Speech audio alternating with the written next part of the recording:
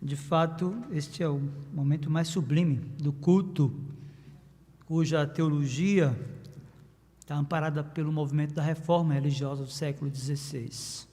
Nós valorizamos a pregação da palavra como a vox Dei, é Deus falando, como quando as escrituras são lidas, quando elas são expostas fielmente, é Cristo falando à sua igreja. E eu quero que você abra a escritura agora na segunda carta de Paulo aos Tessalonicenses, capítulo 2, versos do 1 até o 12.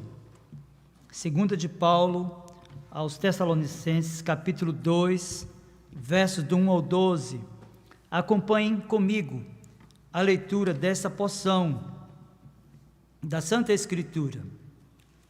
Segunda de Paulo aos Tessalonicenses, capítulo 2, a partir do 1 e até o verso 12, diz assim: Irmãos, no que diz respeito à vinda de nosso Senhor Jesus Cristo e à nossa reunião com Ele, nós vos exortamos a que não vos demovais da vossa mente com facilidade, nem vos perturbeis, quer por espírito, quer por palavra, quer por epístola, como se procedesse de nós, supondo tenha chegado o dia do Senhor.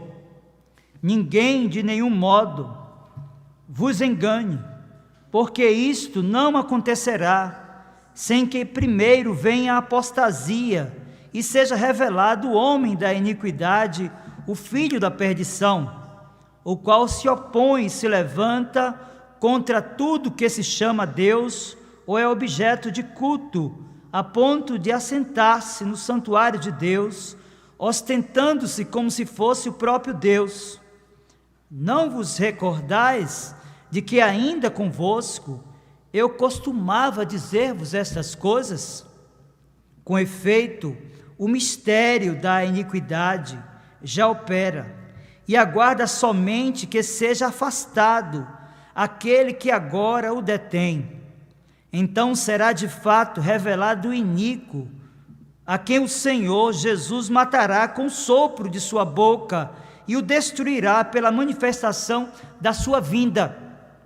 Ora, o aparecimento do iníquo é segundo a eficácia de Satanás, com todo poder e sinais e prodígios da mentira, e com todo engano de injustiça aos que perecem, porque não acolheram o amor da verdade para serem salvos. É por este motivo, pois, que Deus lhes manda a operação do erro, para darem crédito à mentira, a fim de serem julgados todos quanto não deram crédito à verdade. Antes, pelo contrário, deleitaram-se com a injustiça. Eu quero convidá-lo mais uma vez a orar. Curve-se diante de Deus agora, nesta oração. Vamos suplicar a Ele que prepare o nosso coração, assim como o lavrador que separa meticulosamente a semente, prepara o solo para que a semente seja lançada e para que a sua sorte seja lançada. Curve a sua fronte agora. Vamos orar ao Senhor, suplicando a sua bênção na exposição dessa passagem da Escritura. Meu Senhor, em nome de Jesus, teu bendito e amado Filho, nosso Redentor, nós anelamos de ouvir a tua voz. Nós queremos, Senhor, ouvir Cristo falando conosco pelas Escrituras. E reconhecemos as nossas limitações, reconhecemos as nossas imperfeições, sabemos das nossas fraquezas, mas reconhecemos a tua bondade, Senhor, porque aprove a ti falar única e exclusivamente ao teu povo por meio da Escritura, que é inspirada, que é autoritativa, que é inerrante.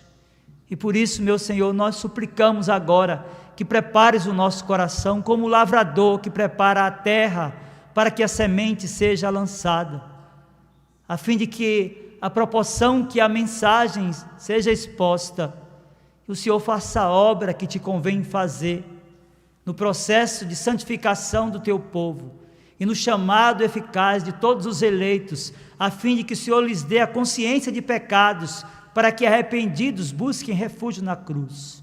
Que em tudo, meu Senhor, Cristo, nosso Redentor, seja exaltado e glorificado.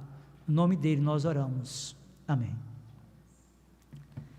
Meus queridos irmãos e amigos, a transição pacífica e festejada de 2019 para 2020 não revelou o que nos aguardava no ano em curso.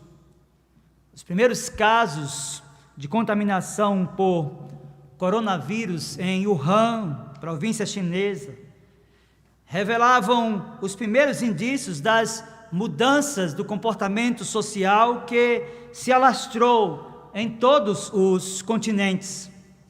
Da Ásia, o vírus mudou radicalmente o seu percurso, espalhando-se para a América, para a Europa, para a África, para a Oceania e para a Antártida. De fato, o coronavírus mudou radicalmente as relações humanas, e nós vivemos um presente sombrio, agregado pelas constantes incertezas do futuro. Diante daquilo que estamos vendo, nos vêm algumas perguntas, como o que está ocorrendo com o mundo? Como de uma hora para outra as coisas mudaram tão radicalmente? Essas mudanças são apenas no campo sociológico? Há indícios, meus irmãos, na alteração do comportamento humano, cuja raiz encontra-se no recorte da teologia sistemática, que estuda a escatologia acerca de tudo quanto nós estamos vivendo? Quais são, de fato, as respostas que temos enquanto igreja para tudo quanto estamos vivendo nesses dias de pandemia? Nós vivemos, infelizmente, um problema eclesiástico nos nossos dias que tem dificultado responder a questões como essas que nós estamos vivendo nesse tempo. A pregação dos nossos dias tem sido caracterizada pela ênfase demasiada nas necessidades existenciais. O foco está voltado de muitos pregadores para as questões como trabalho, como família, como curas divinas, e isso tem ofuscado o brilho de doutrinas elementares do cristianismo, dentre elas a doutrina da escatologia. A escatologia, meu querido irmão e amigo, é o estudo da doutrina das últimas coisas. A palavra escatologia vem do grego eschatos, que significa último. Este tema está dividido em dois grandes blocos. O primeiro bloco é o bloco que trata da escatologia individual ou pessoal. E o segundo bloco é o bloco que trata da escatologia geral, ou chamada escatologia cósmica. Ao estudarmos a doutrina das últimas coisas, nos deparamos com uma série de eventos que ocorrerão antes da chamada parousia, ou a segunda vinda do nosso Senhor Jesus Cristo. Há também, neste recorte de teologia, da teologia sistemática, o que os teólogos definiram como a vinda de pessoas ou personagens, que são definidos na teologia como personagens escatológicos. O capítulo 2 da segunda Epístola de Paulo aos Tessalonicenses está dividido em dois blocos. O primeiro bloco, verso do 1 até o 5, nós encontramos o apóstolo tratando acerca da parousia, ou seja, da segunda vinda do nosso Senhor Jesus Cristo. O segundo bloco, verso do 6 até o 12, nós encontramos o apóstolo discorrendo acerca do homem da iniquidade ou do anticristo, como também é conhecido esta figura escatológica. Debruçado sobre a passagem lida, deixa a sua Bíblia aberta aí, veja o que o apóstolo escreveu na primeira seção dessa passagem, versos 1 e 2, de 2 Tessalonicenses capítulo 2, ele disse assim: Irmãos, no que diz respeito à vinda de nosso Senhor Jesus Cristo e a nossa reunião com Ele, nós vos exortamos a que não vos demovais da vossa mente com facilidade, nem vos perturbeis, quer por espírito, quer por palavra, quer por epístola, como se procedesse de nós, supondo tenha chegado o dia do Senhor. Meu querido irmão e amigo, para compreender melhor o propósito de Paulo com esta afirmação que nós encontramos na segunda carta, capítulo 2, versos 1 e 2, é interessante, importante entender um pouco do contexto que envolve a produção das duas cartas. Primeiro, na primeira epístola, o apóstolo os advertiu acerca do caráter repentino da segunda vinda.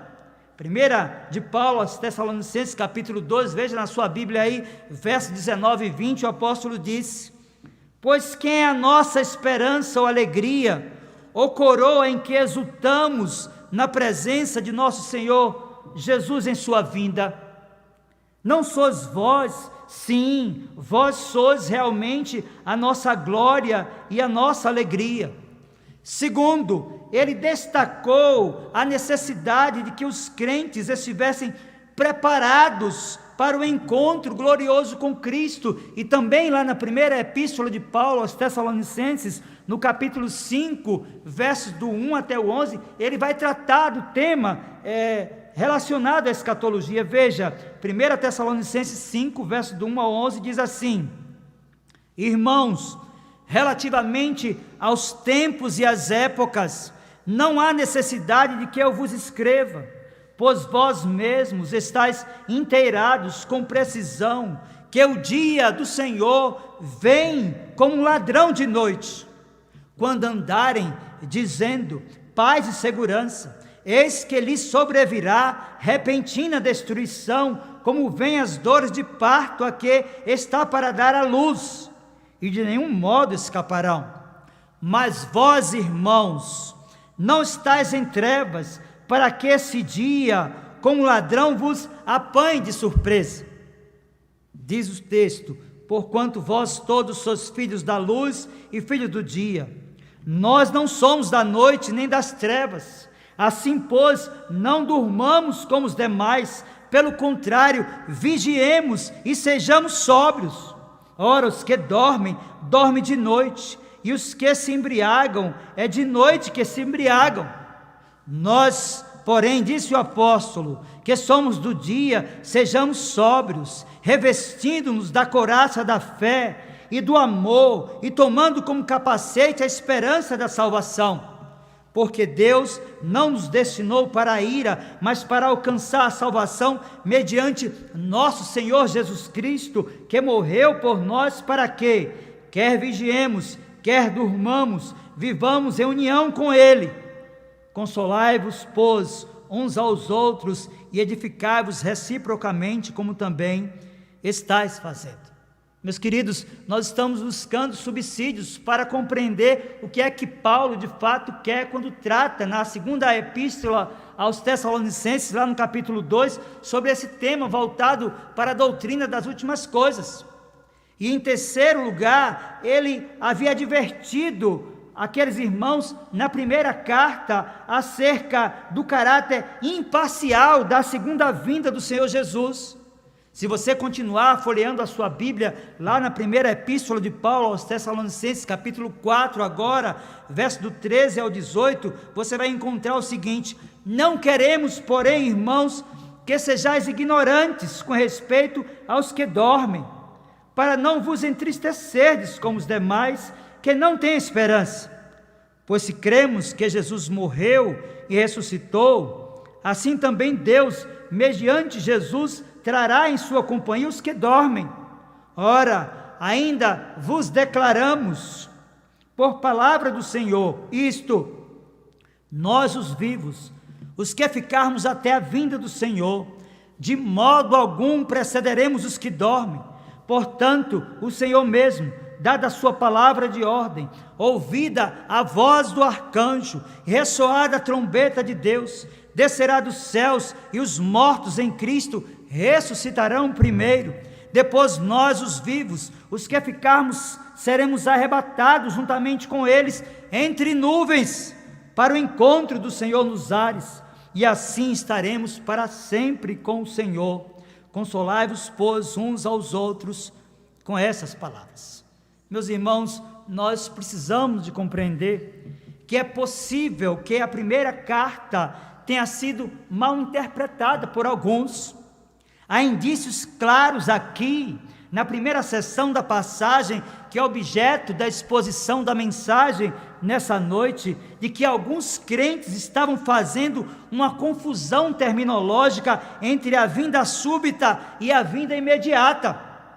E é objetivamente isso que o apóstolo vai tratar, e o apóstolo havia ensinado que a segunda vinda, ele não está considerando que ela seria imediata, mas ele havia discorrido na primeira carta sobre a vinda súbita do nosso Senhor Jesus Cristo. Contudo, haviam pessoas no seio daquela comunidade que, por meio de outras revelações, estavam ensinando acerca da volta imediata do Senhor Jesus Cristo. Perceba isso nos versos 2, pois o apóstolo afirma: não vos demovais, nem vos perturbeis. Aí ele vai dizer, quer por espírito, e a ideia é de uma voz profética no meio da igreja, algo semelhante àquilo que ocorre em nossos dias, quando pessoas dizem ter recebido uma revelação direta do Senhor Deus. Ele diz, quer por palavra. A ideia aqui é de alguém que asseverava ter ouvido do próprio apóstolo Paulo a palavra de que a vinda de Cristo seria imediata, e tratava-se daqueles dias. É óbvio que essa interpretação, meus irmãos, estava equivocada. E ele ainda adverte, quer por epístola. O terceiro grupo dizia ter recebido do próprio apóstolo uma carta onde continha essa informação de Cristo estava objetivamente às portas e estava para voltar naqueles dias. Então o apóstolo diz, não vos demovais da vossa mente com facilidade, nem vos perturbeis, como se procedesse de nós, supondo tenha chegado o dia do Senhor. Meus queridos irmãos, esse problema de agendar uma data para a volta de Cristo, enfrentado pelo apóstolo na igreja de Tessalônica, foi repetido por outras pessoas e instituições ao longo da história. Por exemplo, entre 66 e 70 da nossa era, portanto, ainda no primeiro século, os essênios, uma seita judaica que existiu na Palestina, esperavam que a batalha que tiveram com os romanos nesses anos fosse a batalha final da humanidade. Em 1260, o místico italiano Joaquim de Fiore determinou que o reinado de Cristo sobre a terra começaria entre 1200 e 1260. Depois do erro, seus seguidores revisaram então a data para 1290 e depois para 1335. Em 1284 foi o ano que o Papa Inocêncio III previu que o mundo acabaria, já que marcava os 666 anos do surgimento do islamismo. Entre 1346 e 1351, a peste negra foi interpretada como um sinal do fim dos tempos. O fazendeiro William Miller, depois de estudar a Bíblia durante vários anos, passou a explicar aos seus seguidores, chamados de adventistas ou mileristas, que o mundo acabaria em 21 de março de 1843 até 21 de março de 1844. As testemunhas de Jeová esperavam pelo fim do mundo em 1914, desde a sua fundação em 1870. Se você avaliar a história, você perceberá que os escritos de Nostradamus sinalizavam o fim do mundo para 1999. Você consegue perceber que esse é o antigo problema que a humanidade enfrenta, de marcar uma data para que Cristo volte? esta confusão terminológica antiga entre a vinda súbita e a vinda imediata do Senhor Jesus tem uma linha de tempo histórica e continua confundindo muita gente. O problema tem sido, de fato, algo que nos acompanha durante toda a nossa história, porque geralmente as pessoas não entenderam o ensino da Escritura, e o Senhor Jesus, respondendo às curiosidades dos discípulos acerca da sua volta, lá no registro de Mateus capítulo 24, verso 36 ao 39, disse: mas a respeito daquele dia e hora ninguém sabe, nem os anjos do céu, nem o Filho, senão o Pai, pois assim como foi nos dias de Noé, também será a vinda do Filho do Homem. Porque assim como nos dias anteriores ao dilúvio, comiam e bebiam, casavam e davam-se em casamento, até o dia em que Noé entrou na arca, e não o perceberam, senão quando veio o dilúvio e os levou a todos, assim será também a vinda do Filho do Homem. Meus queridos irmãos, solucionadas então as questões da primeira sessão da passagem, o apóstolo Paulo passa a tratar de alguns eventos que ocorrerão antes da segunda vinda do nosso Senhor Jesus Cristo. Veja, segunda de Paulo aos Tessalonicenses, capítulo de número 2, a partir do versículo 13 até o versículo 5, a Escritura diz assim: ninguém de nenhum modo vos engane, porque isso não acontecerá sem que primeiro venha a apostasia e seja revelado o homem da iniquidade, o filho da perdição, o qual se opõe e se levanta contra tudo que se chama Deus ou é objeto de culto, a ponto de assentar-se no santuário de Deus, ostentando-se como se fosse o próprio Deus. Não vos recordais, disse o apóstolo, de que ainda convosco eu costumava dizer-vos estas coisas? Meus queridos irmãos, ele afirma que antes que Cristo volte, haverá um tempo de apostasia, e nos interessa saber o que de fato significa esse termo, do ponto de vista da sua etimologia.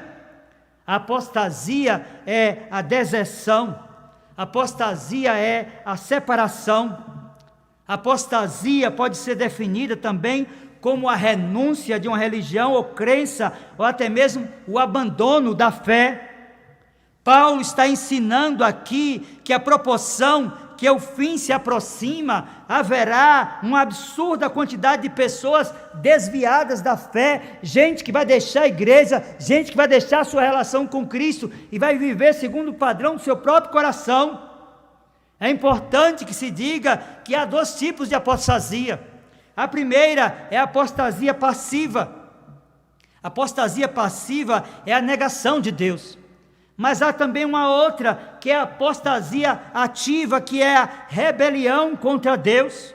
Meus irmãos, o que aprendemos aqui é que a igreja deve ser submetida a um estado catastrófico de ruína antes da sua plena restauração. O que aprendemos aqui é de fato que a proporção que o cenário vai sendo montado para que Cristo volte, as coisas vão acontecendo de tal forma que as pessoas vão se afastando de Deus. De fato, é possível perceber através do registro textual que dentro do cenário que vai sendo montado para a vinda do Senhor Jesus Cristo, o período de apostasia é um prelúdio da aparição do homem da iniquidade, definido também pelos teólogos como o filho da perdição. Inicialmente, meus irmãos, é necessário saber de quem o texto não está tratando, para compreendermos quem de fato é esta figura escatológica, o anticristo, o homem da iniquidade, o filho da perdição. Então é necessário responder de quem de fato o texto não está tratando. Primeiro, o homem da iniquidade, o filho da perdição, não deve ser identificado como a encarnação de Satanás. Ele não é a encarnação do diabo. Segundo, ele também não deve ser identificado com a besta que emerge do mar, cujo registro encontra-se lá no livro do Apocalipse, nos capítulos 13 e no capítulo 17. Terceiro, não consiste aqui em uma definição coletiva, mas em uma pessoa escatológica que vem naquele momento em que o cenário está sendo montado para que Cristo possa voltar. É importante, meus irmãos, e nós sabemos que há de fato uma conexão desse homem com Satanás. Nós sabemos que há de fato uma conexão desse homem com o diabo e com a besta do Apocalipse. Contudo, ele é um ser à parte dessas figuras terríveis, é um homem escatológico, ou seja, ele aparecerá nas últimas cenas da história da humanidade. Perceba comigo, pois o texto original, a expressão o define como ho anthropos tes anomias, e a transliteração dessa frase aqui é o homem da injustiça, ou o homem da ilegalidade. Ele é definitivamente alguém que procede contra a lei de Deus. Na teologia bíblica e reformada, ele é definido como o anticristo. Contudo, é importante lembrar que o apóstolo João também utiliza o termo no plural, referindo-se a muitos anticristos e fazendo distinção com o anticristo, com o termo no singular. Na sua primeira epístola, no capítulo 2, verso 18, o apóstolo João disse: filhinhos, já é a última hora, e como ouvistes que veio o anticristo, também agora muitos anticristos têm surgido, pelo que conhecemos que é a última hora. Meus irmãos, é possível que o apóstolo Paulo tenha produzido esses argumentos aqui, com a sua mente voltada para o livro do profeta Daniel. Os capítulos 7 e 8 de Daniel, cuja linguagem é simbólica, tratam do anticristo e apresentam como descrito pelo próprio apóstolo Paulo. Se você for ler a sua Bíblia, lá no Antigo Testamento, e abrir no livro do profeta Daniel, no capítulo 7, verso 25, por exemplo, você vai ver que Daniel o define como homem da iniquidade. Nesse mesmo versículo do capítulo 7, ele também o define como aquele que se opõe. No capítulo 8, verso 26, ele o define como filho da perdição.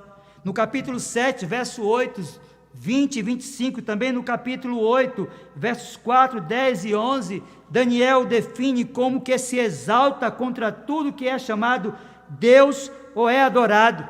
No capítulo 8, verso do 9 ao 14, Daniel define de modo que se assenta no templo de Deus, proclamando a si mesmo como Deus. Meus irmãos, Paulo elenca algumas características do comportamento do anticristo. Primeiro, a Escritura define que ele é antinomista, ou seja, seu papel será o de se opor à lei de Deus e às suas ordenanças. Segundo, ele é um filho do pecado, alguém absolutamente perdido, que vive nas trevas do pecado e é contrastado com os crentes que são os filhos da luz. Terceiro, ele é um opositor de Deus, da sua lei e do seu povo. Ele é a personificação da oposição de Satanás, que é definido na Escritura como o grande adversário. Nós olhamos então na sequência da passagem que é objeto da exposição da mensagem nessa noite, e é possível então compreender a principal razão pela qual o anticristo ainda não surgiu, identificar o seu perfil de comportamento e aspectos do seu caráter. O apóstolo já havia ministrado à igreja acerca desse tema, e nós vimos isso no versículo 5, e agora nos versos 6 e 7, da segunda epístola de Paulo aos Tessalonicenses, capítulo 2, ele vai dizer assim: e agora sabeis o que o detém, para que ele seja revelado somente em ocasião própria. Com efeito, o mistério da iniquidade já opera e aguarda somente que seja afastado aquele que agora o detém.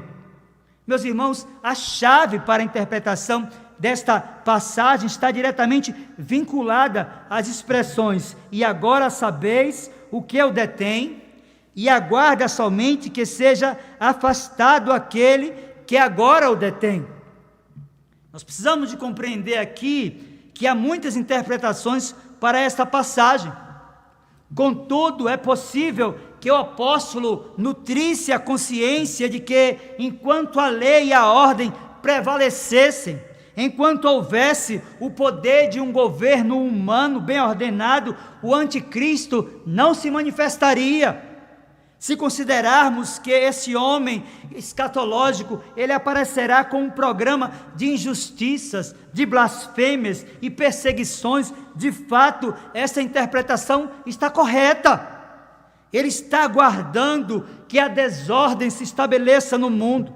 Ele está aguardando que o caos seja estabelecido para se aproveitar do ambiente favorável, e quando isso ocorrer, veja o que disse o apóstolo agora, versos do 8 até o 10. Então será de fato revelado o iníquo, a quem o Senhor Jesus matará com o sopro de sua boca e destruirá pela manifestação de sua vinda. Ora, o aparecimento do iníquo é segundo a eficácia de Satanás, com todo poder e sinais e prodígios de mentiras, e com todo engano de injustiça aos que perecem, porque não acolheram o amor à verdade para serem salvos. Meus irmãos, o iníquo aqui é o mesmo homem da iniquidade do verso 3. Ele é definido pelos teólogos como o antagonista final, ele é definido pelos teólogos como o anticristo. Perceba que, a fim de gerar esperança no coração dos crentes, o apóstolo afirma que no dia da volta de Cristo, o anticristo será morto e completamente destruído. Contudo, ele continua essa descrição iniciada no verso 4, acerca do caráter e atividades do anticristo, agora nos versos 9 e 10, dizendo assim: ora, o aparecimento do iníquo é segundo a eficácia de Satanás, com todo poder e sinais e prodígios da mentira, e com todo engano de injustiça aos que perecem, porque não acolheram o amor da verdade para serem salvos. Meus irmãos, aqui compete-nos compreender o significado da expressão que envolve a aparição do anticristo, que é segundo a eficácia de Satanás. É importante que se diga que Satanás credenciará o anticristo ao exercício de atividades que atrairá muitos ao seu aliado. É importante que se diga, e o texto afirma, que o seu aparecimento é com todo poder e sinais e prodígios de mentira, com engano de injustiças, inclusive. Ele exibirá de maneira formidável o seu poder, através de milagres e operações extasiantes, com a finalidade de impressionar os crentes e enganar a todos os que não acolheram a verdade do Evangelho da Graça. Perceba aqui, meu querido irmãos, que a mensagem da salvação, quando acolhida e crida pelo pecador, não apenas o credencia aos benefícios da eternidade com Cristo, mas o imuniza contra as mentiras de Satanás.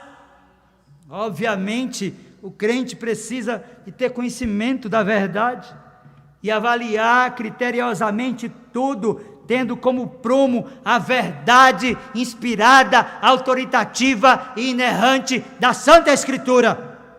Veja então que o texto caminha para a conclusão, destacando o juízo que virá sobre todos aqueles que se deleitam, que têm prazer na mentira. Segunda de Paulo aos Tessalonicenses, capítulo 2, agora versos 11 e 12, a Escritura diz assim: e por esse motivo, pois,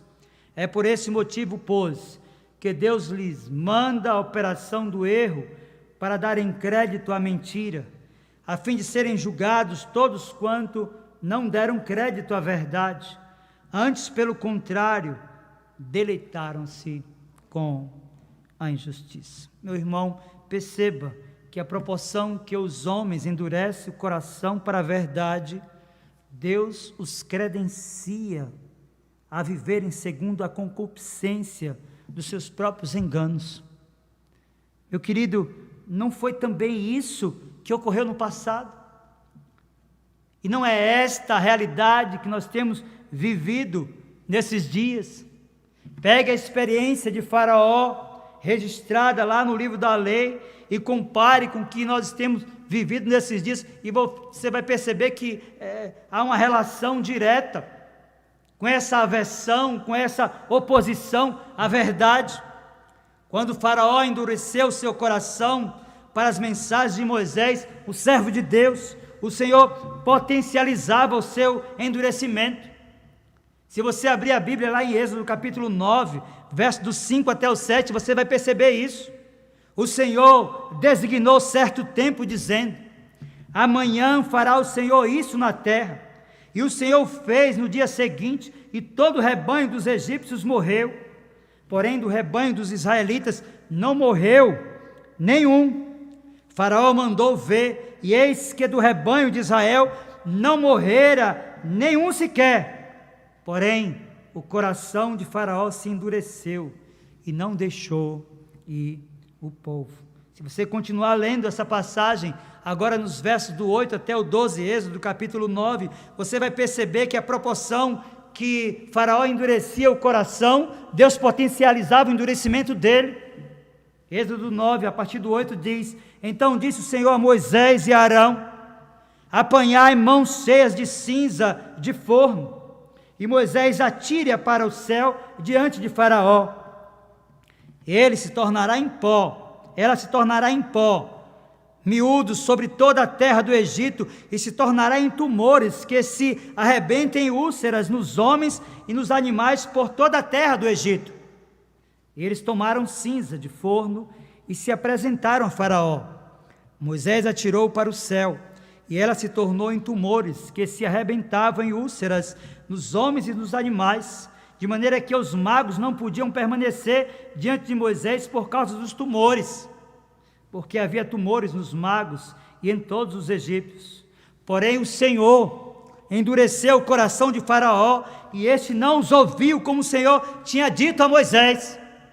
Meus irmãos, vocês compreendem a razão pela qual muitas pessoas serão enganadas pelo anticristo, exatamente naquele momento que procede a parousia, ou seja, a vinda do nosso Senhor Jesus Cristo? É exatamente porque elas se deleitarão, porque elas terão prazer, porque elas estarão plenamente satisfeitas com a mentira e resistirão sempre à verdade da Escritura, que é inspirada, autoritativa e inerrante. E em decorrência disso, e preocupado com um período da história da humanidade, onde haverá resistência deliberada à verdade da Escritura, que o apóstolo Paulo exorta ao jovem pastor Timóteo na sua segunda carta, no capítulo 4, verso do 1 até o 4. Veja comigo o que diz a Escritura: conjuro-te perante Deus e Cristo Jesus, que há de julgar vivos e mortos pela sua manifestação e pelo seu reino. Prega a palavra, insta, quer seja oportuno, quer não, corrige, repreende, exorta com toda longanimidade e doutrina, pois haverá tempo em que não suportarão a sã doutrina. Pelo contrário, cercar-se-ão de mestres segundo as suas próprias cobiças, como que sentindo coceira nos ouvidos, e se recusarão a dar ouvidos à verdade, entregando-se às fábulas. Meus irmãos, há duas palavras nessa passagem que têm associações com o que ocorrerá na manifestação do anticristo. Paulo fala sobre a experiência de sentir coceira nos ouvidos. E a palavra coceira sinaliza a ideia de ouvir o que é agradável em detrimento daquilo que é necessário, daquilo que é verdadeiro. E parece-me que nós já vivemos nesses dias. Há muitos crentes cristãos na igreja que por qualquer coisa e por qualquer palavra se ofendem. É importante nós pensarmos que na manifestação e vinda do anticristo, as pessoas vão gostar de ouvir aquilo que lhes trazem prazer e contentamento, em detrimento da verdade da Escritura. Paulo também utiliza a palavra fábulas, que no original é literalmente mitos, cujo significado é ficção ou contos. Vocês já perceberam como nós vivemos esses dias? Vocês já perceberam como a verdade da Escritura vem sendo relativizada?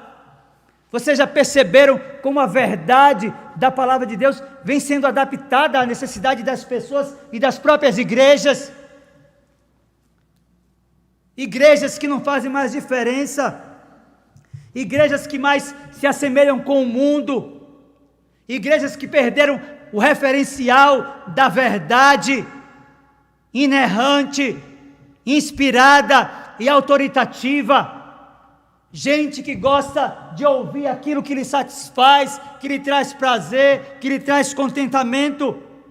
Junte agora as duas palavras e associe ao que Paulo escreveu aos Tessalonicenses, e você perceberá que já há um cenário propício para a manifestação do anticristo. Afinal, as pessoas gostam de alimentar-se com contos e mitos que lhe agradam.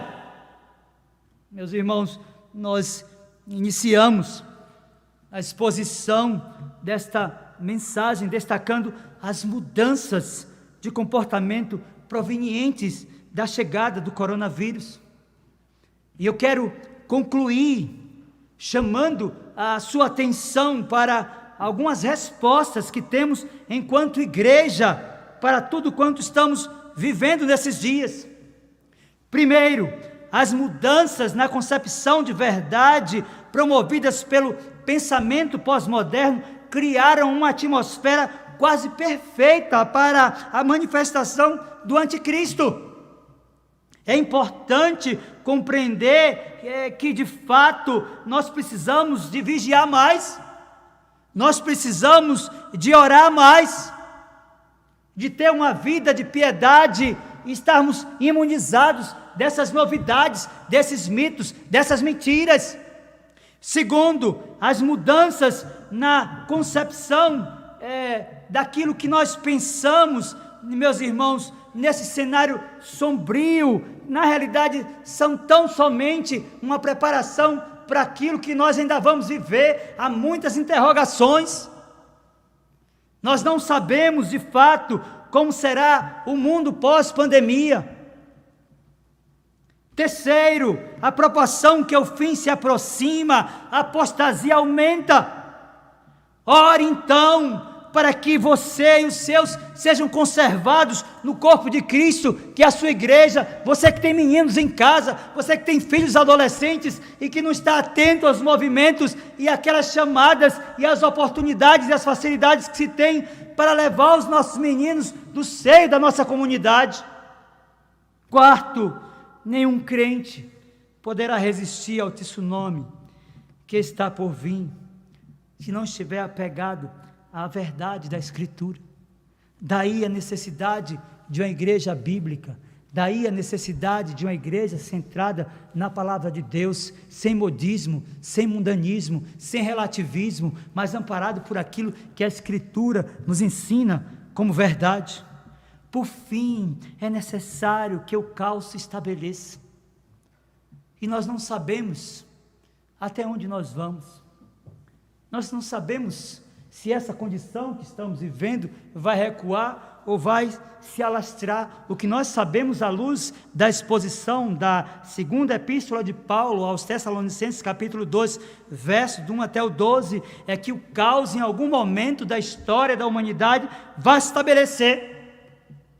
E o estabelecimento do caos tem uma finalidade, é para que a bênção da restauração concreta e final seja executada. Por isso, se você tem buscado estado pleno e perfeito de felicidade nessa existência, Se você pensa que quanto mais o fim se aproxima, mais as coisas vão melhorar, eu quero dizer para você que você está enganado. A proporção que o cenário é montado, a proporção que as coisas e as ocorrências que nós encontramos na revelação especial de Deus vão se cumprindo. Tudo quanto é necessário para que Cristo volte vai sendo montado, inclusive um caos mundial. Então, é necessário que o caos se estabeleça, para que a bênção da restauração concreta seja executada. Por isso, nós podemos concluir a mensagem nessa noite, dizendo: Maranata, ora vem, Senhor Jesus. Que Ele mesmo aplique a sua palavra ao nosso coração. Nós vamos orar. Eu quero lhe convidar, você que está na sua casa, se curvar diante de Deus agora, nesta oração. Se você é crente, se você tem se afastado, se a sua vida devocional, espiritual, já não condiz mais com a realidade daquilo que você viveu no seu passado, num período em que você tinha uma vida consagrada, eu quero dizer para você que essa mensagem lhe chama ao arrependimento de seus pecados. Eu quero dizer para você também, que talvez esteja me escutando, que não tem uma aliança com Deus, que não está entendendo nada do que está acontecendo e não entenderá quando o anticristo chegar, que há de fato uma esperança para você. Crê em Jesus Cristo, entregue a sua vida a Ele e desfrute do que a vida define como um estado perfeito de felicidade, uma vida de contentamento e de esperança, não somente nessa condição, mas sobretudo na restauração de todas as coisas. Feche seus olhos e nós vamos orar e impetrar a bênção dos apóstolos, concluindo o culto dessa noite. Meu Senhor, em nome de Jesus, teu bendito e amado Filho, nosso Redentor e Pastor, e amado da nossa alma, nós colocamos as nossas vidas diante de Ti.